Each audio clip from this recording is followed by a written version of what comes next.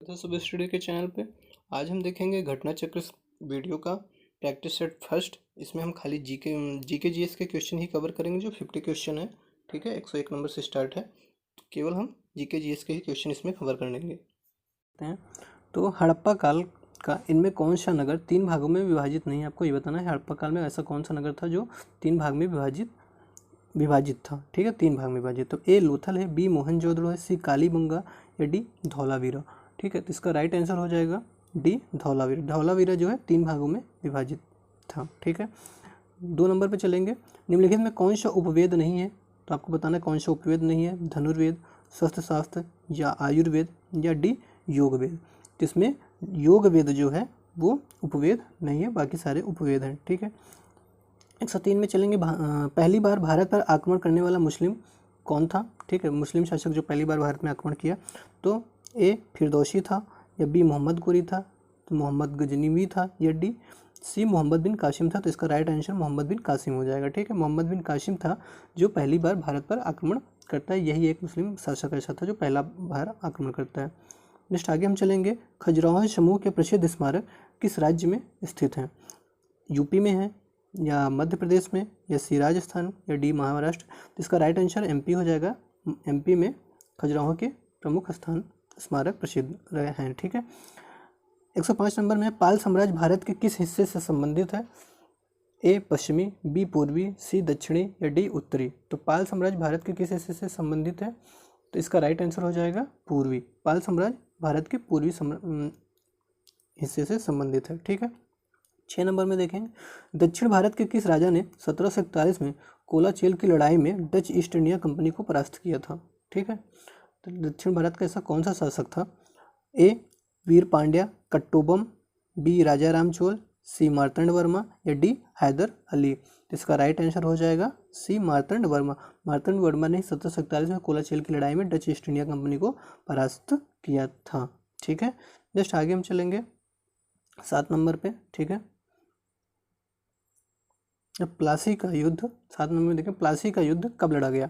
ए 1748, B 1757, सी 1764 या D 1782। नहीं, प्लासी का युद्ध 1757 में लड़ा गया। उसके 7 साल बाद बक्सर का युद्ध होता है 1764 में। ठीक है, तो हमारा बी राइट हो जाएगा। नेक्स्ट आगे चलते हैं। बक्सर के युद्ध के बाद ईस्ट इंडिया कंपनी मुगल सम्राट को प्रतिवर्ष जो है कितने रुपए भुगतान करने के लिए सहमत होती है। ए 82 लाख, बी 26 लाख, सी 44 लाख या डी 68 लाख। नहीं, इसका राइट आंसर हो जाएगा 26 लाख।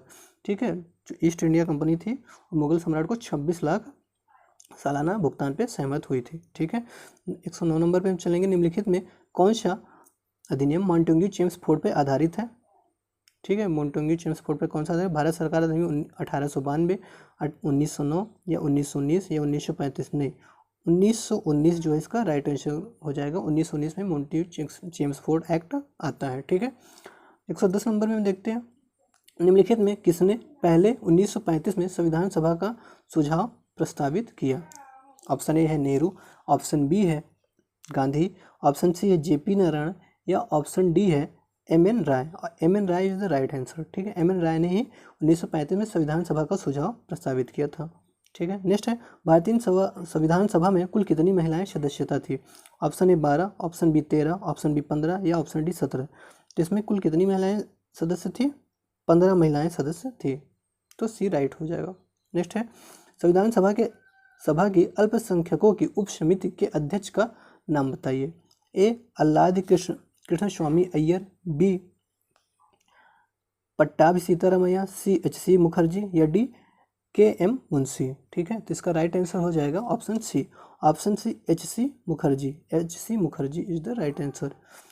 113 नंबर में चलेंगे। उस पड़ोसी राष्ट्र की पहचान करें जिसके साथ भारत अपनी सबसे लंबी सीमा साझा करता है।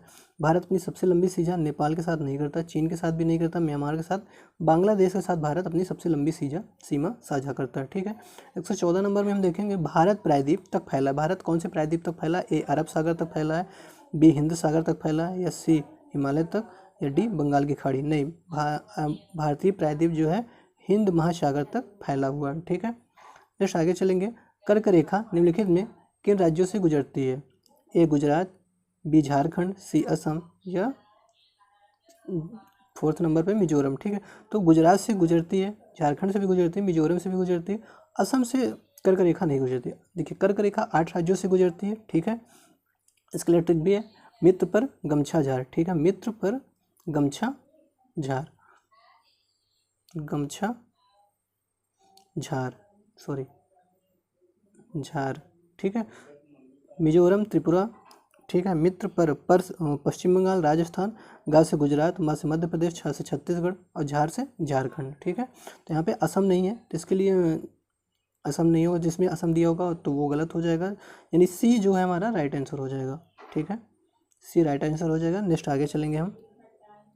16 नंबर में है, सौर मंडल की उत्पत्ति से संबंधित इनमें कौन सा सिद्धांत सही ढंग से मेल नहीं खाता है। ऑप्शन ए है नेबुलर परिकल्पना जो आर्किमिडीज की है, बी ज्वारी हाइपोथेसिस जो जेम्स जीन्स और हेरोल्ड जेफरी की है, या सी ग्रही हाइपोथेसिस चेम्बरलिन और मेल्टन ने जो दी है, या डी जो है गैसीय हाइपोथेसिस जो कांट ने दी है। इसका राइट आंसर हो जाएगा नेबुलर परिकल्पना जो है आर्किमिडीज के द्वारा जो दी गई, ये सौर मंडल की उत्पत्ति से जो है रिलेटेड नहीं है, ठीक है। नेक्स्ट आगे चलेंगे। 17 नंबर में सूर्य का दीप्तमान अमुख जिसे हम देखते हैं वो क्या कहलाता है। सूर्य का जो हम सामने देखते हैं उसे क्या कहते हैं, प्रकाश मंडल कहते हैं, स्थल मंडल कहते हैं, सी वर्णमंडल कहते हैं, या डी वातावरण कहते हैं, ठीक है। स्थल मंडल नहीं, स्थल मंडल उसके स्थल का कहेंगे, वातावरण एटमॉस्फेयर नहीं, ये भी नहीं होगा, वर्णमंडल ये भी नहीं होगा। इसका राइट आंसर जो हो जाएगा प्रकाश मंडल हो जाएगा, ठीक है। 118 में देखेंगे, नासा के अनुसार सूर्य के बाद पृथ्वी के निकटतम सितारा कौन सा है, ठीक है। ए अल्फा सेंचुरी है, बी बर्नार्ड सेंचुरी है, या सी प्रॉक्सिमा सेंचुरी है, या डी सीरियस है। तो इसका राइट आंसर हो जाएगा 118 का सी नंबर, प्रॉक्सिमा सेंचुरी जो है सूर्य के बाद पृथ्वी के सबसे निकट प्रॉक्सिमा सेंचुरी है, ठीक है। 119 में हम देखेंगे, सकल राष्ट्रीय आय हमेशा निवल राष्ट्रीय आय से अधिक होती है क्योंकि इसमें सम्मिलित होता है। देखिए सकल राष्ट्रीय आय जो होती है जीडीपी, उससे जो है निवल राष्ट्रीय आय अधिक होती है, क्योंकि निवल राष्ट्रीय आय में ऐसा क्या जुड़ा होता है, तो निवल राष्ट्रीय में बताना है आपको क्या जुड़ता है, विदेशी आय जुड़ती है, अप्रत्यक्ष कर जुड़ता है, पूंजी खपत भत्ता जुड़ता है, या डी प्रत्यक्ष कर उसमें ऐड किया जाता है।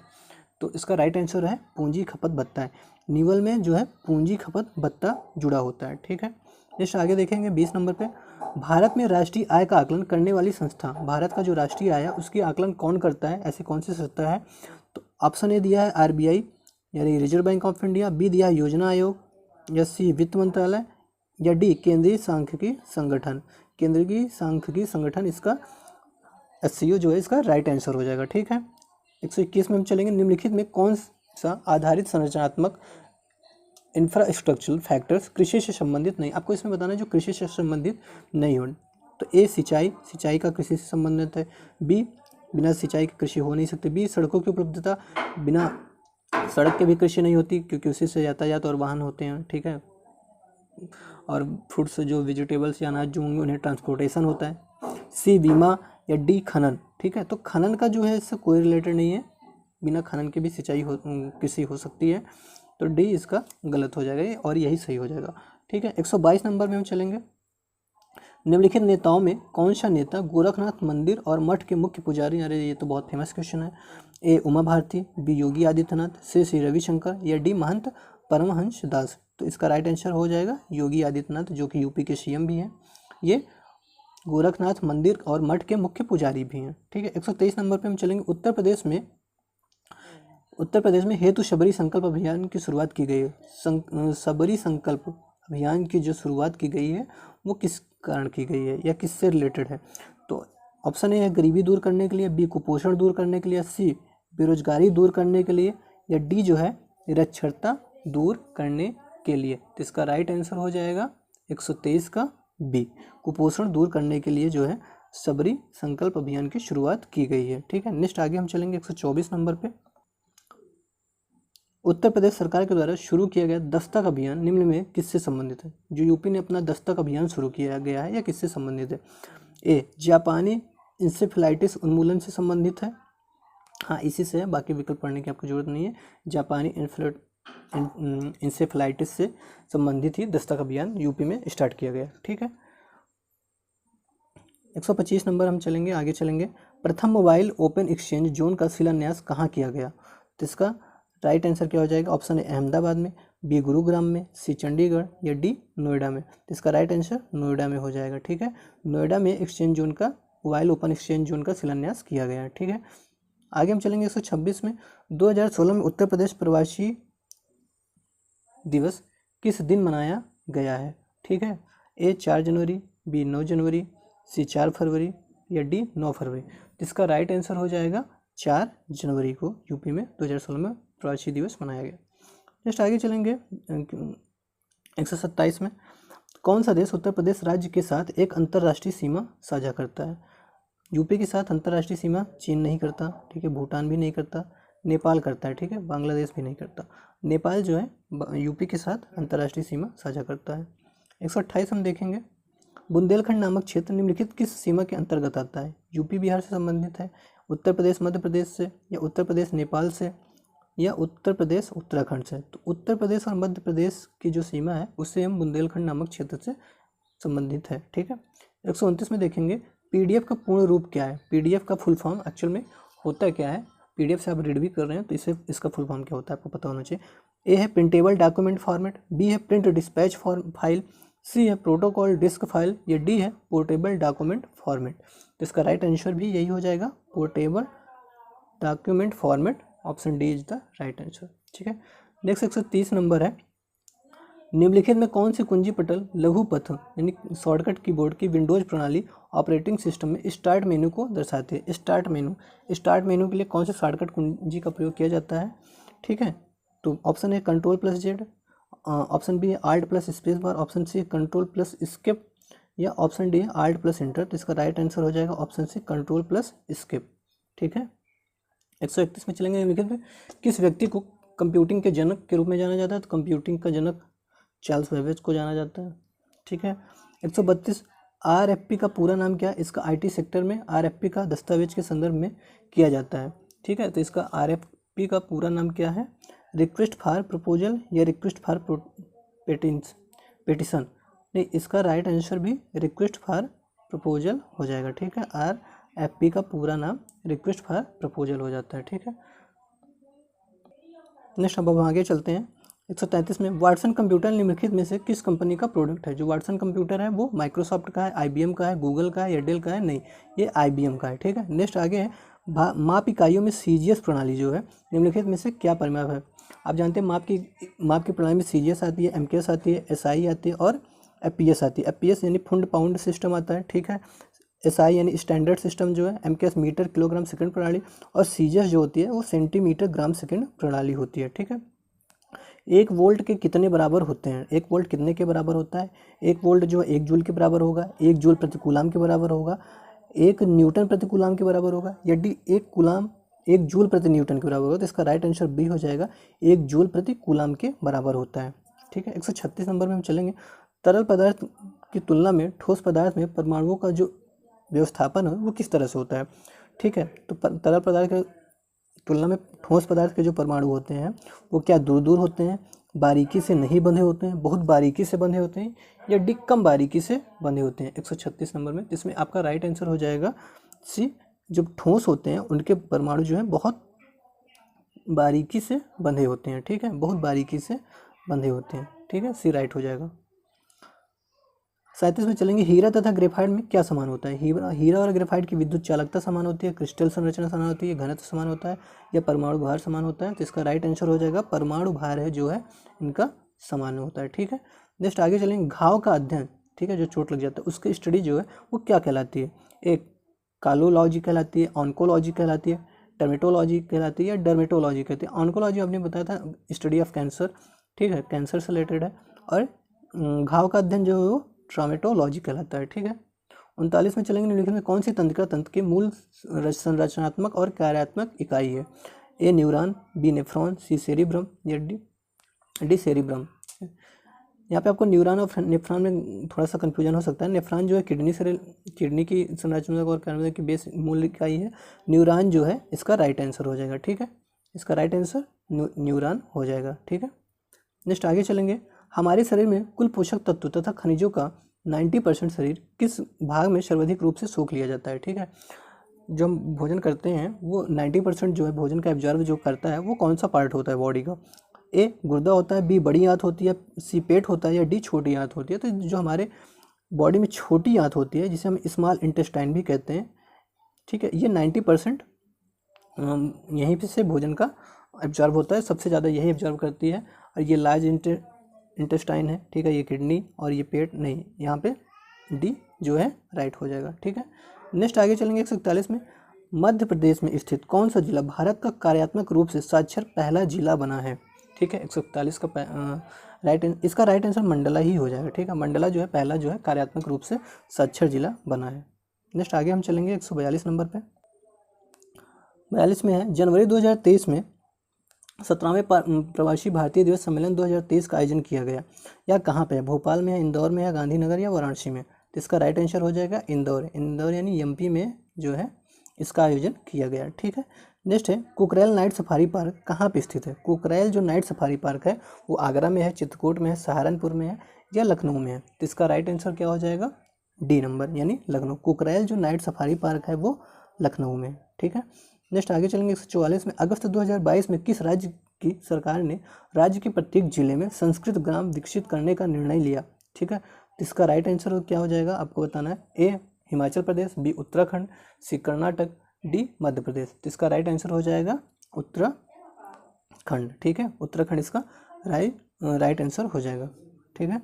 नेक्स्ट चलेंगे 145 में, अगस्त 2022 में केंद्रीय विज्ञान एवं प्रौद्योगिकी मंत्री डॉक्टर जितेंद्र सिंह ने खारे पानी से जलने वाली देश की पहली लालटेन का अनावरण किया, ठीक है। इस लालटेन को क्या नाम दिया गया, ए रोशनी, बी उजाला, सी दीपक या डी दमक। तो इसका राइट आंसर हो जाएगा रोशनी, रोशनी नाम दिया गया, ठीक है। नेक्स्ट आगे चलेंगे, विभाजन विभीषिका स्मृति दिवस कब मनाया जाता है, ठीक है। तो इसका राइट आंसर क्या हो जाएगा, 12 जुलाई, 13 अगस्त, 14 अगस्त या 15 अगस्त। तो इसका राइट आंसर हो जाएगा 14 अगस्त, भारत पाकिस्तान का जो विभाजन हुआ था, ठीक है। 147 में चलेंगे, उत्तर प्रदेश में स्थित किस शहर को संघाई संगठन SCO की स्मृति सांस्कृतिक और पर्यटन राजधानी घोषित किया गया। SCO ने जो है अपनी राजधानी, सांस्कृतिक राजधानी यूपी में जो है आगरा को, वाराणसी, मथुरा, अयोध्या यानी वाराणसी को SCO ने अपनी राजधानी घोषित की गई है, ठीक है, यूपी में। नेक्स्ट है 148 में, के बिरला फाउंडेशन के द्वारा 31वां सरस्वती सम्मान प्रदान किया गया, किसे प्रदान किया गया, ए वासुदेव मोही को, बी शरण कुमार लिम्बाले को, सी के शिवा रेड्डी को, डी प्रोफेसर रामदरस मिश्र को। तो इसका राइट आंसर हो जाएगा प्रोफेसर रामदरस मिश्र को, ठीक है। ट्रिक से याद कर लीजिएगा कि राम दर्शन दिए किसको दिए, सरस्वती जी को दिए, ठीक है। 149 में चलेंगे, भारत में पर्यावरण संरक्षण अधिनियम कब पारित हुआ, 1981 में, 1986 में, 1995 में या 2000 में। तो भारत में पर्यावरण जो संरक्षण अधिनियम है वो 1986 में पारित हुआ था। आगे चलेंगे 150 और लास्ट हमारा आखिरी क्वेश्चन है, इको मार्क उन भारतीय उत्पादों को दिया जाता है जो, ऑप्शन ए है शुद्ध तथा मिलावट रहित होते हैं, बी प्रोटीन समृद्ध होते हैं, या सी पर्यावरण के प्रति मैत्रीपूर्ण होते हैं, या डी आर्थिक दृष्टि से व्यवहार होते हैं, ठीक है। तो इसका राइट आंसर क्या हो जाएगा, पर्यावरण के प्रति मैत्रीपूर्ण होते हैं जो, उन्हें ही इको मार्क दिया जाता है, ठीक है। तो ये इसका राइट आंसर हो जाएगा, ठीक है। टॉक सीरीज की पहली प्रैक्टिस सेट आज हमारी इसी पे समाप्त होती है। हमारा प्रैक्टिस सेट आपको कैसा लगा, ठीक है, कोई त्रुटि हो तो वो भी बताइए।